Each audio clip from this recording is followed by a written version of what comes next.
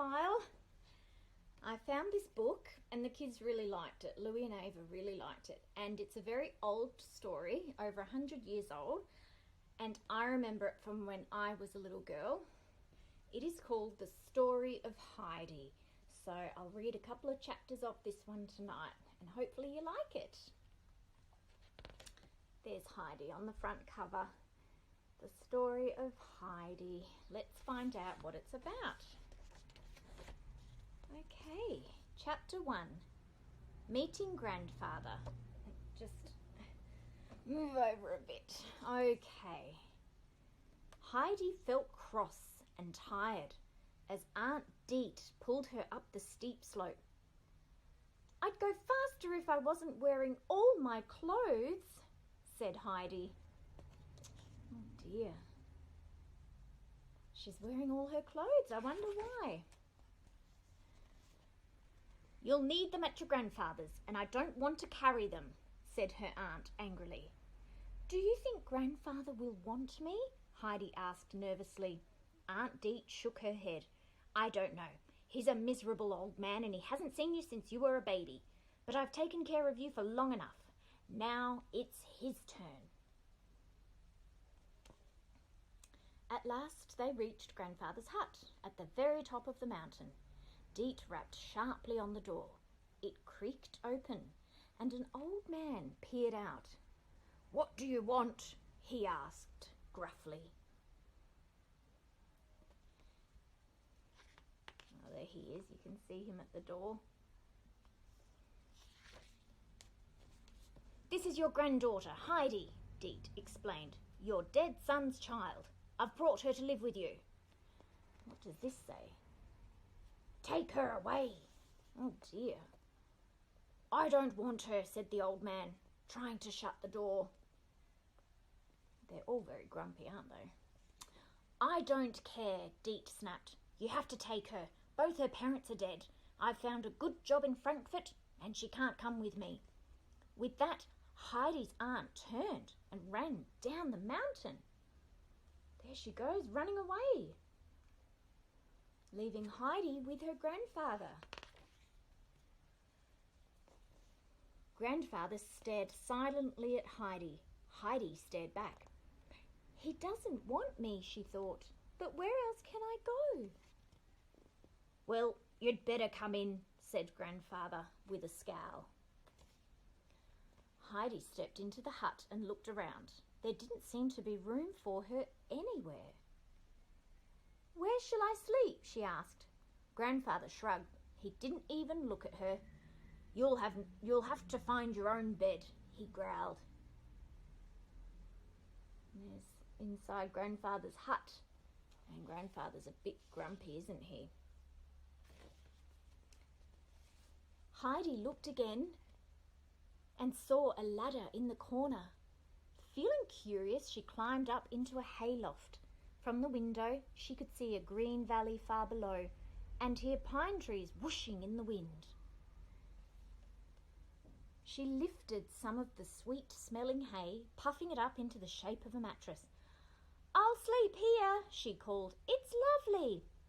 "She shows some sense," Grandfather muttered to himself. "Come down now," he ordered. "It's time for supper." Can you see where she's made a bed in the hay?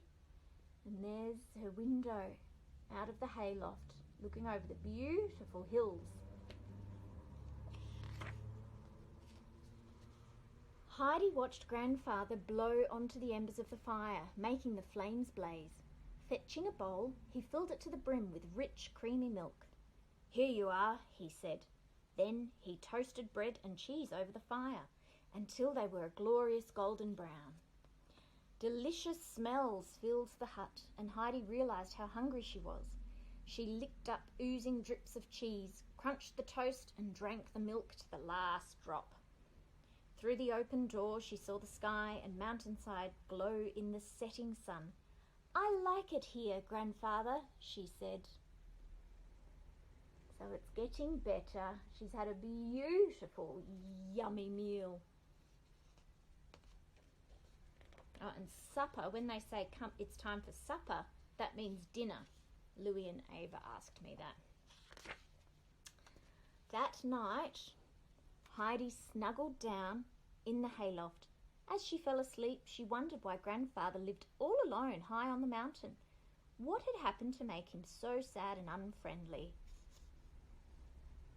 "Good night, Heidi," says Grandpa, calling up the stairs to her cosy hayloft. Shall we read another chapter? Chapter 2 as well tonight.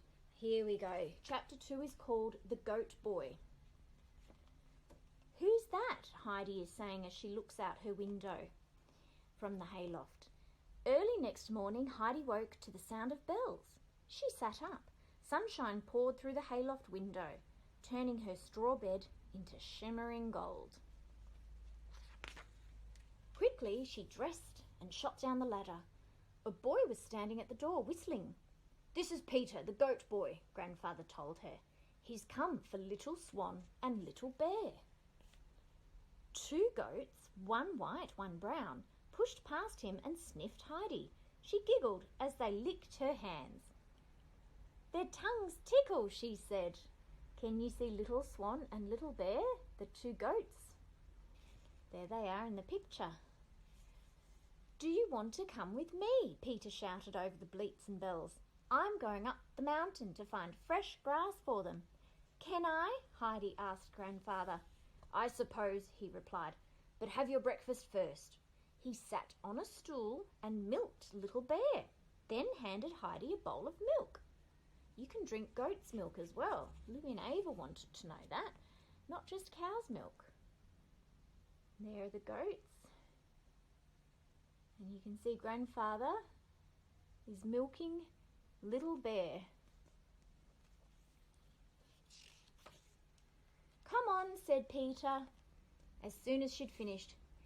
"You can stay at the back and make sure none of the goats get lost." As they ran over the rocks to the mountain pastures, Peter showed Heidi the mountain secrets. He pointed to an eagle's nest hidden in the craggy peaks and the spots where wild flowers grew. The mountain looked as if a giant had scattered handfuls of jewels all over it. How beautiful! Heidi had never seen so many flowers. She picked great blue and yellow bunches for Grandfather. Don't the mountains look gorgeous? Looks like they're having fun, doesn't it? Every day Heidi went out with Peter and the goats. And every day her cheeks grew rosier and her eyes more sparkly. Grandfather fed her crusty bread, tasty cheese, and Little Swan's milk. At night, he told her stories by the fire. Heidi had never been happier until one morning when the door flew open and there stood Aunt Deet in a brand new dress. "I've come for Heidi," she announced. "I should never have left her with you in the first place." "No," cried Heidi, suddenly afraid. "I like it here. I want to stay with Grandfather." "Oh, that Aunt Deet is not very nice, is she?" Deet ignored her. "I've found a place for Heidi in Frankfurt," she told Grandfather. "Clara Seisman, a little girl who's always ill, wants a friend to keep her company." "If Heidi behaves," her aunt went on, "Mr. Seisman will pay her and buy her some fine new clothes. It's a great chance for her." Grandfather had been looking crosser and crosser during this speech. "Take her and spoil her then," he bellowed at Deet, "but don't bother coming back, ever." "Just go," he says. Ignoring Heidi's protests, Deet gripped her arm and dragged her outside. As they left, Heidi saw Grandfather sitting alone, his head in his hands. I think he was cross because he didn't want her to go. "Poor Grandfather," cried Heidi, tears trickling down her face. "Come on, Heidi," said Deet, pushing her down the mountain. "I'm sorry I ever left you with that sad old man." "Why is he so sad?" asked Heidi. "He thinks the world is a bad place," her aunt replied. "First his wife died, then your father, his only child, wasted all his money and died too. But your grandfather's just made things worse for himself. He said there was only misery in the world and shut himself away up there. Forget him, Heidi. Think about Frankfurt. There she is, pushing Heidi down the mountain, away from the hut. And can you see the two goats? Little bear and little swan. Oh dear. I'll never forget him, cried Heidi. It's for your own good, Deet declared, striding off. Heidi was quiet, but secretly she made a promise. One day I'll come back to him, she said. There she is, looking up the mountain at the grandfather's hut, promising that one day she will go back to him. And that's all for tonight. I will be back tomorrow to read the next chapter. Bye-bye.